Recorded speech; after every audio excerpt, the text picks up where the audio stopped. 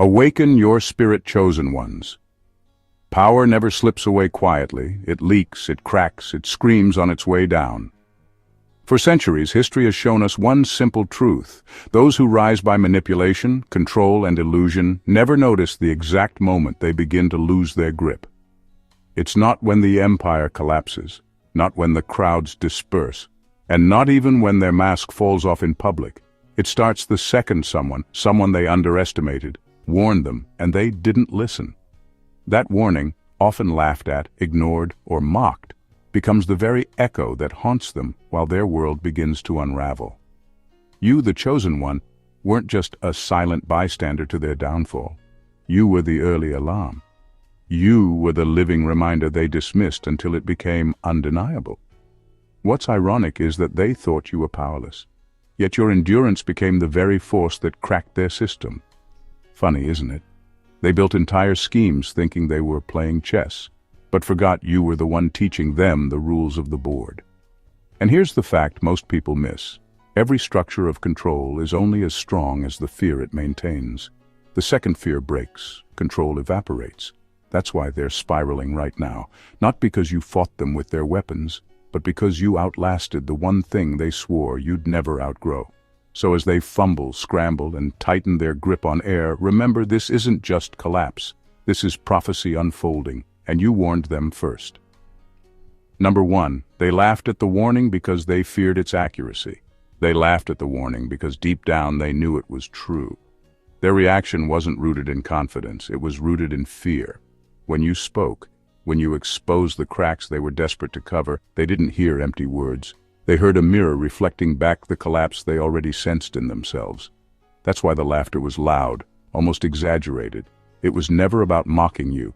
It was about silencing the part of them that recognized you were right.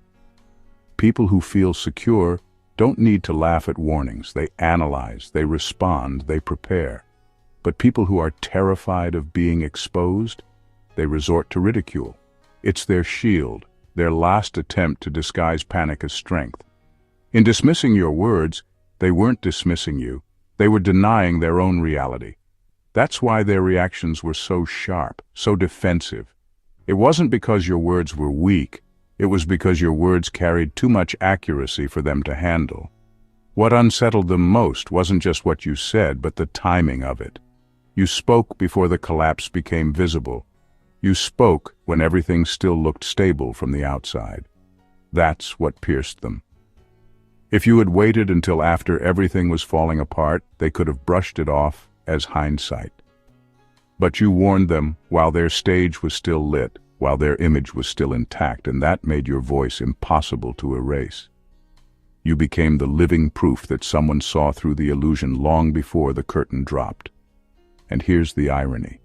They thought ignoring you would protect them. They believed laughter could drown out truth. But their very mockery became evidence that they were cornered long before anyone else noticed. They showed the world that your words cut so deep, the only defense they had left was to pretend it didn't matter. But it did. It mattered more than they'll ever admit. Because when control started slipping, they remembered your warning. Not with laughter, not with denial, but with the kind of silence that comes when truth finally shows up, unapologetic and undeniable. Number 2, every trap they built became their training ground for you. Every trap they built for you ended up becoming the very ground that trained you. They thought they were clever, setting snares to trip you up, to expose weakness, to break your spirit. But what they didn't expect was that every single scheme would serve as a lesson that sharpened you in ways no ordinary path ever could. What was meant to derail you became the weight that built your endurance, the fire that forged your discernment, and the classroom that taught you strategies they themselves didn't even realize they were giving away. When someone sets a trap, they reveal their own fears. They show you what they believe is your weakness, what they assume will take you down. In doing that, they hand you the blueprint of their mindset. And that's what happened. You studied them without trying. You learned how they move, how they plan, how they strike. You picked up their patterns not from curiosity, but because you were forced to survive them. So while they thought you were falling into their net, you were memorizing every thread of how that net was tied together. The more they plotted, the more you grew. They kept throwing obstacles your way, expecting collapse, but instead they gave you stamina. They forced you into resilience, into deeper wisdom, into patience they could never cultivate in themselves. They became your unwilling teachers, exposing strategies you now hold like a hidden advantage. And the irony is brutal. They cannot unteach you what they accidentally showed you. Now when they try to move against you, they find themselves predictable. Their traps no longer intimidate because you already know the angles. You've outgrown the tricks they rely on. What was once a weapon against you has become a shield within you. And this is where they start to lose control, because the very devices they use to weaken you are the same devices that trained you to stand unshaken. They gave you their best shot without realizing it was preparing you to give yours back in a way they can't survive. Number 3. Control wasn't lost. It was leaking the moment you outgrew fear. Control was never ripped away from them suddenly. It was slipping the moment you stopped being afraid. Fear was the only glue holding their authority together. They didn't have real power over you. They only had the illusion of power, and that illusion lived in the way you once second-guessed yourself, stayed quiet, or bent to keep the peace. The day you outgrew that fear, the collapse started. Not on the outside where everyone could see it, but deep within their hold over you. What unsettled them most was how quietly it happened. You didn't scream, you didn't announce it, you simply stopped trembling. The things that once intimidated you became background noise. Their threats lost weight, their manipulation lost its effect. They tried the same tricks that used to work, but this time they fell flat. That was the first sign to them that control wasn't theirs anymore. It had only ever existed in your agreement to remain small. The reason they're unraveling now is because they built their entire foundation on your fear. Fear of loss, fear of rejection, fear of being misunderstood. When that fear died in you, they realized they had no backup plan. They never created genuine influence, they only maintained psychological chains. Without those chains, they're left exposed, flailing, and desperate. And the harder they try to grip what's gone, the faster it slips away. There's a deep irony in this. They always believed you needed them to survive, but it turns out they needed your fear to survive. Your courage was their undoing. Your calmness was their storm. They thought power came from being louder, harsher, more oppressive, but it was undone by the quiet, steady strength of you refusing to be ruled from the inside. That was the moment the shift happened. Control didn't collapse in one dramatic blow. It decayed the moment fear lost its voice inside you, and now they're left watching everything they built crumble into nothing. Number 4. You didn't predict their fall, you announced it. You didn't predict their fall, you announced it. Your words weren't guesses tossed into the dark. They were a clear, unflinching map of how things would unwind. That's what made them itch. They mistook the honesty in your voice for provocation, because they couldn't accept that someone outside their circle could read the architecture of their scheme as easily as they did. Calling your warnings threats let them pretend you were emotional, not accurate. Labeling you paranoid let them keep sleeping at night. Both moves were defensive theater. The difference between prediction and announcement is intention. Prediction waits for evidence. Announcement commits to consequence. When you spoke, you named consequences they were already living toward but hadn't admitted. You didn't guess at their weaknesses. You pointed to the hinge, to the worn rope, to the pattern that would inevitably fail under pressure. That turned what looked like rant into a manual. You handed a manual to everyone paying attention. Victims, allies, and the system that had been propping them up. Once public, that manual didn't vanish. It became a reference point people returned to when events aligned with what you'd said. Your words were no longer noise. They were a timeline others could verify against reality. They mocked you because mockery delays accountability. If everyone can agree you were dramatic, no one has to check the receipts. But their mockery also made them predictable. People who feel safe don't need to shout, "Calm down." People who rely on illusion always amplify the dismissal. That amplification exposed them further, because it revealed where they felt weakest. You announcing the fall changed the power dynamic. Instead of waiting to see if the house would burn, people began placing buckets in the hallways. Your announcement made rescue possible. It made their defenses visible and therefore counterable. In the end, prophecy isn't mystical. It's clarity applied to pattern. You didn't cast doom. You translated the pattern into language everyone could understand. That translation removed their luxury of surprise and replaced it with consequence. They mistook your certainty for threat. History will record it as warning. Number 5. They never planned for your endurance. They never budgeted for your stamina. From the moment they sketched their timelines, when you would break, when you'd cave, when their mistakes would stay hidden, they assumed human limits would cooperate. Their plans were fragile because they were built on a single poisonous assumption that you would tire before truth did. But endurance isn't passive, it rearranges the battlefield. Each day you stayed, each time you persisted when everything screamed for retreat, you forced their schedule to stretch.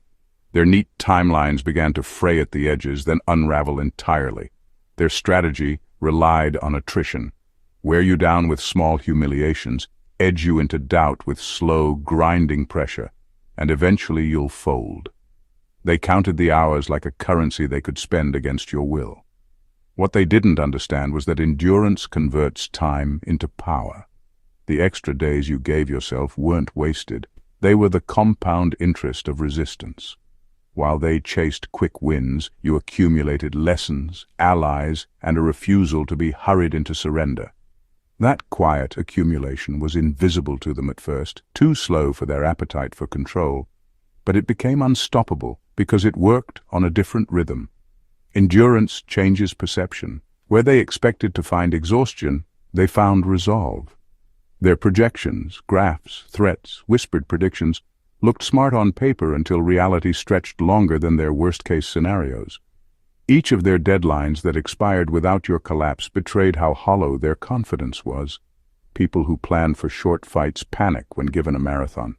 They scramble, double down on coercion, and expose more of their poor design. The longer you lasted, the fewer plausible moves they had left. Their mistake was thinking timelines are weapons. They forgot timelines are tests of character, and you showed up with more character than they accounted for. Endurance turned their plan against them. What they meant to be the final act became just another rehearsal. In the end, their maps showed routes for a hurried exit. Your persistence turned those routes into dead ends. They never planned for you to keep walking, and that's what made their empire brittle. Your continued steps didn't just expose their fragility, they finished the job they thought they were still doing. Number 6. You were the mirror. They couldn't shatter. They tried every tactic to distort your reflection, but your existence kept showing them their fraud. They deployed gaslighting, whispers, edited stories, and staged performances designed to make everyone see a version of you that fit their narrative. They rewrote timelines, leaked selective facts, and pushed actors into roles meant to validate lies. They assumed a manufactured image would stick because it looked polished and convenient. What they forgot was that truth has its own persistence. Your steady presence, the small consistencies in your actions, and the records that refused to bend, kept returning the original image to anyone paying attention. Every attempt to warp you told a story about them more than it ever changed you. When someone needs to erase another person rather than engage with them, it reveals desperation, not superiority. Their edits and performances required coordination, secrecy, and a constant backstop of fear. That fear leaked through the seams. People notice when details don't line up, when memories don't match the new script, when someone's anger is too rehearsed to be genuine. Those slips were the mirror's cracks. Your life didn't have to shout the truth. It simply held steady, and steadiness makes inconsistency obvious. Their tactics also forced them into roles that exposed their weaknesses. To sustain a lie, they had to be louder, meaner, and more performative than they ever intended. The more extreme their distortions, the more their behavior betrayed intent. Their attempts to make you look irrational or unreliable ended up highlighting their manipulation. Observers began to compare the polished fiction with the plain facts, and the fiction started to look gaudy and brittle beside the quiet reality of your character. In the end, a mirror doesn't need to be unbreakable to do its job. It only needs to reflect long enough for others to see. You were that reflection. Your consistency tore through the elaborate theater they built, and their efforts to change your image became evidence of their own deceit. They could keep smashing props and altering scripts, but every blow only added to the testimony. The truth was still standing, and they could not make it disappear. Number 7. Their power depended on your silence. Their power depended on your silence. For years they mistook quiet for consent, and they built their rules around the assumption that you would keep your mouth shut. That silence was the scaffolding of their control. Not because they were inherently stronger, but because they'd trained everyone around them to treat your voice as optional. When you finally spoke, it wasn't a dramatic act of rebellion so much as the removal of the one thing keeping their house upright. Words emptied the room of the false authority they'd been renting from your silence. Speaking didn't just release truth, it dismantled a system designed to keep truth invisible. Once you exposed their methods, the mechanisms they relied on, selective narratives, whispered threats, staged confusion, lost their effectiveness. People no longer had to guess what was happening. They could hear it. Your words translated private wrongs into public facts, and facts don't need permission to land. Control that once seemed absolute suddenly looked brittle because it was a structure propped up by avoidance and omission, not legitimacy. They reacted like people who suddenly discover their safe deposit box is empty, frantic, scrambling, and reckless. Their tactics shifted from hushed coercion to louder, clumsier moves because silence had been their insurance policy. Without it, they had no cover. Their old currency, the unspoken bargain that kept others quiet, evaporated. That's why the moment you spoke was also the moment they started losing their bearings. They had no real arguments left, only louder denials and more elaborate distractions, and those only highlighted how much they depended on your silence in the first place. Your voice also gave others permission. When you named what was happening, allies stopped pretending not to see. Bystanders stopped rationalizing. The people who relied on silence to survive within the system found they could finally set it down. That collective exhale shifted the balance. What once looked like dominance became a hollow echo in an empty room. They had built a kingdom of hush, and when you refused to be quiet, the kingdom proved to be nothing more than a rumor, loud while whispered, meaningless when spoken aloud. Number 8. The fall didn't start in public. It started in their conscience. Before their collapse became a headline, it was already happening in rooms no one saw, in sleepless nights, hurried justifications, and the small, guilty edits they made to their own story. Conscience is quieter than scandal, but it's also more corrosive. While the public watched the surface, the angry statements, the staged defenses, the confidence, they missed the private erosion. The way a lie that once felt useful began to feel heavy. The way their excuses started to fail even for themselves. That inner unraveling shows first. It's the whispered self-doubt, the defensiveness that grows sharper the more hollow the claim. The tiny moments where they pause because their memory no longer matches the narrative they sold. People think power crumbles on stages and in courtrooms. Sometimes it does, but more often the first fracture happens when those who wield it can no longer sleep beside their conscience. They rehearse denials until even their own reflection hesitates. That hesitation spreads, plans slow. Decisions that used to come with quick, confident brutality now require longer conversations, more people being looped in, more layers of explanation. They start to overcompensate because inside they feel the warning lights flicker. What looks like calculated control is often panic wearing a suit. Conscience doesn't produce dramatic exits. It produces slips, a name left out of a report, an email sent to the wrong person, an offhand remark that doesn't line up with prior claims. Those slips are small, but they matter because they come from a mind no longer synchronized with its own story. Allies notice it first, people close enough to sense when someone isn't fully convinced of their own lies. Those allies pull back, not because they suddenly see everything, but because remaining requires more denial than they can sustain. As the inner circle thins, the public facade grows harder to maintain. So the downfall begins in silence. It grows in the private chaff of conscience until the public symptoms follow. By the time the world sees the inner collapse has already rewritten every one of their moves. Their panic on camera is simply the echo of a conscience that stopped cooperating. The tragedy for them is that the most devastating witness wasn't a critic or a prosecutor, it was the small, honest voice they refused to hear until it could no longer be ignored. Number 9. They're not losing followers, they're losing faith in themselves. They're not really losing followers. They're losing faith in themselves. The collapse isn't about numbers on their side shrinking. It's about the mask they wore slipping just enough for them to see the truth they've been trying to outrun. The people around them were never attached to their character, only to the image they projected. That image was polished, rehearsed, and marketed as flawless strength. But illusions are fragile things. Once a single crack shows, the entire performance loses its magic. The moment people started noticing the inconsistencies, the desertion began. Not because anyone suddenly grew moral, but because loyalty built on illusion cannot withstand exposure. And here's the deeper sting. The ones walking away aren't just abandoning them, they're abandoning the version of themselves that believed in them. Followers don't leave silently. They carry their own disappointment like a mirror, reflecting back all the promises that were never real. That mirror is what eats them alive. It's not the crowd thinning that does the damage. It's the realization that they can't even convince themselves anymore.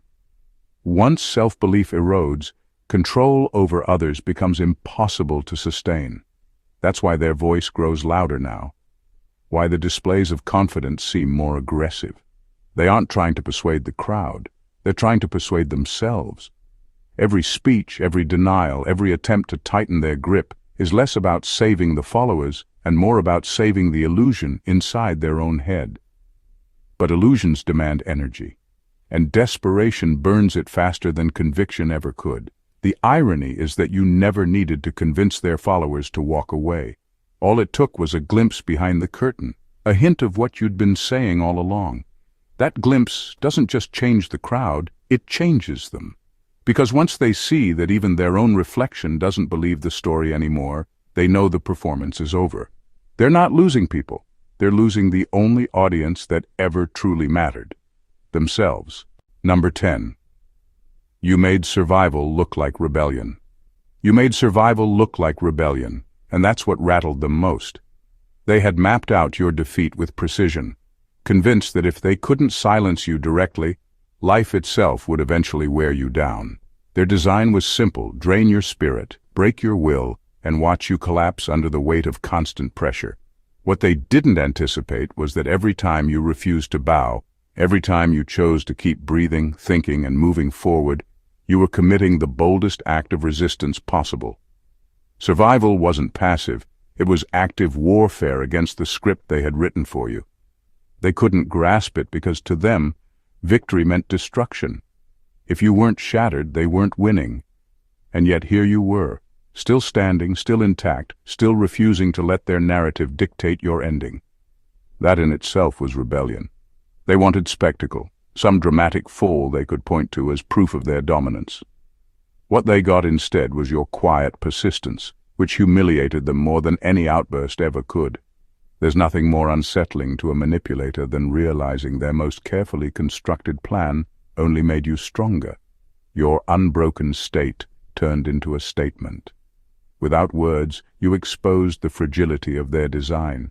They needed you ruined to justify their power, but the fact that you survived without conforming dismantled the very premise of their control. You became evidence that their influence wasn't absolute. Others watching saw it too, and your endurance planted seeds of doubt in minds that once bowed to their system. They wanted you erased, yet your refusal to bend amplified your presence. They wanted you silenced, yet your very survival shouted louder than any speech. They wanted you small, yet your persistence made you larger than their threats. In the end, the rebellion they feared wasn't chaos, wasn't fire, wasn't some violent eruption. It was you, alive, whole, unbroken, refusing to hand them the satisfaction of your collapse. Survival itself became the revolution they never planned for, and it was the one rebellion they could not contain. Number 11. Your clarity made their confusion unbearable. Your clarity didn't just put you ahead of them. It acted like a slow, unavoidable spotlight that made every one of their moves look shaky. You could see patterns they relied on, the predictable jerks and pauses in their behavior, and you called them out with plain, steady language. That steadiness forced them to reassess in real time. When someone else sees clearly, confusion doesn't look like a temporary glitch. It looks like evidence. Their confident decisions started to wobble because you exposed the weak assumptions underneath them. They used to move with the comfort of secrecy and consensus. Now their meetings lasted longer, their messages were hedged, and their private conversations multiplied because they were trying to cover gaps you had already pointed out. Clarity is contagious. Once others heard what you were saying, uncertainty spread.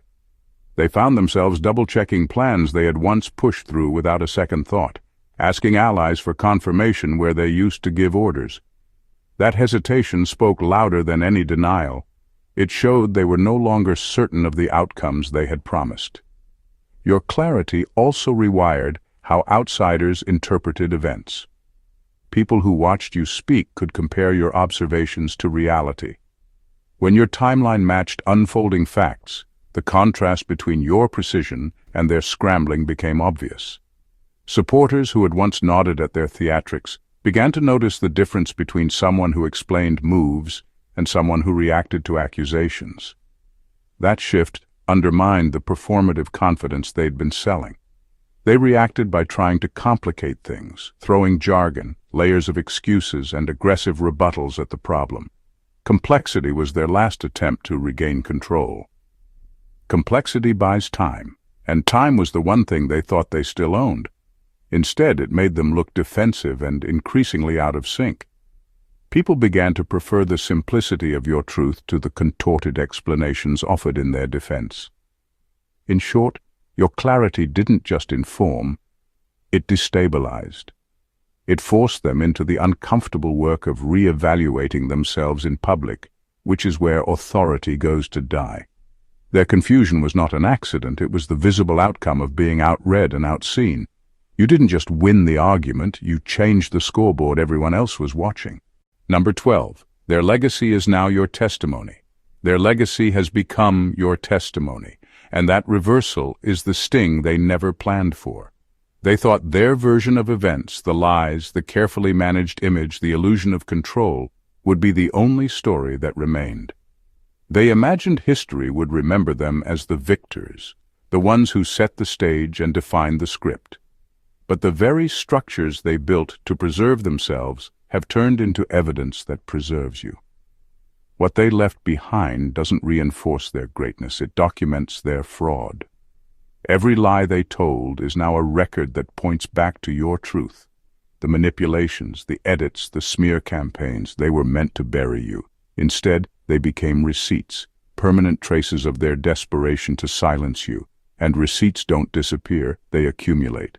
When people look back, they won't see an empire of strength. They'll see an empire of overcompensation that only made sense in the shadow of your endurance. The image they crafted so carefully is now their undoing. It was meant to shine brighter than your reality, but images age poorly. Over time, people compare them to facts, to timelines, to what actually endured. And what endures isn't the projection, it's the person who outlasted it. You didn't need to curate yourself into perfection. You only needed to keep standing, to keep speaking, to keep living. That steadiness outlived their staged brilliance, and now their legacy is read as the backdrop against which your survival looks undeniable. This is the quiet irony. They wanted to be remembered for dominance, but they will be remembered for opposition. Their greatest claim to fame will not be what they built, but what they tried and failed to destroy. And you, without theatrics, without rewriting the past, become the testimony of what actually happened. Their legacy is no longer theirs to control, because history already stamped it with your name. What they thought would outlive you has only ensured that your story will outlive them. Number 13. They don't fear losing control of you. They fear losing control of the narrative. They don't fear losing control of you. What keeps them sleepless is the idea that they can no longer shape the story people repeat about you. Control over a person is temporary. Control over the narrative is durable. When you took words back from them, you removed their most reliable method of shaping reality. Their power depended on being the author of what others believed, and losing that authorship is worse than losing any single ally. You didn't merely refuse to play the role they assigned you, you rewrote the script and handed the new pages to everyone watching. That act changes the rules of engagement overnight. The stories they told were the scaffolding that held their influence up. Once those stories started collapsing under scrutiny, their authority stopped functioning because audiences don't follow people they don't trust to tell the truth. When language flips sides, reputations unravel far faster than any legal case or public drama. Replacing their script meant you controlled how actions were framed, how motives were read, and how past events were understood. People started hearing what actually happened instead of the sanitized version they were marketed. The narrative shift made their previous defenses seem flimsy or absurd. What looked sensible while they controlled the wording now sounded like choreography when contrasted with plain facts. That contrast accelerated their downfall because it made every subsequent attempt to recover look more defensive and less credible. Their panic is visible in how they try to retake the story. They amplify noise, invest in spin, and lean on allies to parrot the old lines. Those moves are predictable and therefore easy to expose. Every attempt to reassert the old narrative reveals insecurity, which undermines the narrative further. The harder they push, the more the audience senses the push. Audiences abandon force-fed stories faster than failing leaders. The collapse of narrative control is permanent in a way personal clashes are not. Words travel and settle. The story you set down follows you and strengthens every new claim you make. That permanence is why losing narrative control is their worst outcome. They cannot edit the past they already narrated into being, and they cannot stop people from repeating the truth once it has been chosen. Your choice to speak and to shape the story did more than free you. It took away their last real currency. Number 14. You were their warning label. You were their warning label. You said the words that later people would point to. You lived the weeks and months that proved those words true. And because of that, there is now no credible escape route for them. Warnings are useless if they're anonymous or vague. Your warning had a name, a date, and a rhythm people could trace. That specificity turned your voice from chatter into evidence. When collapse arrives, it won't be an unforeseeable accident for them. It will be a consequence that started long before anyone clapped a hand. Saying it didn't mean you were dramatic. It meant you were precise, and precision leaves a trail that their excuses can't follow. Endurance matters because it turns claim into fact. People tolerate speculation, rumor, even anger. They can't tolerate repeated testimony that lines up with fresh events. Every time their story contradicted what you had already said, their defenses looked less like truth and more like damage control. Your consistency removed plausible deniability. Their old lines, claims they weren't warned, that everything was sudden, that no one could have known, collapse under the weight of a steady record that says otherwise. That's the real tooth of your warning. It makes denial more expensive and less believable. Being a warning label also shifts where blame lands. It moves the burden from those who discover the failure to those who created it. When people can point to prior warnings, the narrative switches from "how did this happen" to "how did they ignore what was clear?" That switch is devastating because it reframes error as choice. The cost isn't only reputational, it's moral and institutional. Leaders who ignore warnings are harder to defend because they chose to disregard available information. Finally, a warning label is permanent. It's not a tweet or a rumor that can be deleted. It's a record in conversations, in documents, in the memory of anyone who paid attention. When collapse hits, they can't pretend to be surprised. They can't claim ignorance. Your voice becomes the ledger that tallies every moment they decided to press on anyway. That ledger doesn't just condemn them, it validates you. You didn't cry wolf, you signed the receipts, and now history will use them to settle the account. In the end, everything they built on lies, fear, and performance has folded under the weight of truth. You were the whistle before the storm, the mirror they couldn't shatter, the timeline they never planned for. They laughed at your warnings, but those same words became blueprints. They designed traps, but you turned them into lessons. They assumed you'd break, but your survival became rebellion. And while they scrambled to hold on to followers, what slipped wasn't the crowd. It was their own faith in themselves. The collapse didn't begin when the world saw it. It began privately, in the cracks of their conscience, in the uneasy nights where your clarity echoed louder than their denials. That unraveling grew until even their most polished image testified against them. Their so-called legacy now records your endurance. Their control wasn't lost in one dramatic scene. It decayed the moment you refused to be silent, the moment you chose to keep standing. And that's the lasting truth. They never truly held power. They borrowed it from your fear, your silence, your willingness to play along. Once you stripped those away, their empire shrank to what it always was, an illusion with an expiration date. You didn't just witness their downfall, you defined it. Your endurance turned into prophecy fulfilled, and your voice became the label on their collapse. Let this be remembered. The chosen ones don't just survive, they rewrite the story. And in rewriting it, they leave their enemies without excuses, without cover, and without control. You didn't just announce the fall, you became the evidence of it. And that is a legacy no force can erase. If this message resonated with you, don't let it stop here. Hit that subscribe button and join the journey, because truth, insight, and awakening are only as strong as the community that shares them. Like this video to honor the clarity and courage it delivers. Comment below and let your voice be heard. Your perspective matters and adds depth to this conversation. And share it with anyone who needs to see the power of endurance, clarity, and unshakable truth in action. Every click, every word, every share strengthens the message, and together we amplify what they tried to silence. Don't just watch, be part of the movement. Stay awakened, chosen ones.